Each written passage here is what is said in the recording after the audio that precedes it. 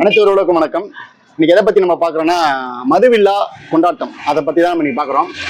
பொதுவா அந்நிய காலகட்டத்துல இருந்து இது வரைக்கும் எப்படி இருந்ததுன்னா, ஒரு விழா காலம் ஒரு நாளுங்கிழமை ஒரு விசேஷம் அப்படின்னா நம்ம குடும்பத்தோட ஸ்பெண்ட் பண்ணாங்க. அன்றைய காலகட்டத்தில் அவங்க கோயில், பீச், பார்க் அந்த மாதிரி அவங்க குடும்பத்தோட ஸ்பெண்ட் பண்ணியிருந்தாங்க. ஒரு நாள் விடுமுறை கிடைச்சா அந்த மாதிரி இருந்து. ஆனால் இன்னைய காலகட்டம் எப்படின்னா விழா காலம் அப்படின்னு சொன்னாலே சரி. இப்போ எடுத்துக்க நாளைக்கு தீபாவளி, விழா கால கொண்டாட்டம்னு சொன்னாலே நம்ம முதல் கட்டமாக எல்லாருமே என்ன பண்ண ஆரம்பிக்கிறாங்க, எல்லாருமே மது போதைக்கு அடிமையிடுறாங்க. அதனால என்ன ஆகுதுன்னா, அவர் அந்த நாளே ஒரு விசேஷ நாள் முழுக்க முழுக்க வீணாகுது. அவருக்கு மட்டும் வீணாவது இல்லை, அவர் சுற்றி இருக்க ஒரு குடும்பங்களும் சரி, அந்த இருக்க அக்கம் பக்கறவங்க எல்லாருக்குமே இந்த மது போதை, அவர் தனிப்பட்ட ஒரு நபர் குடிக்கிற ஒரு மது போதையால இந்த மாதிரி மொத்தமாகவே வீணாகுது.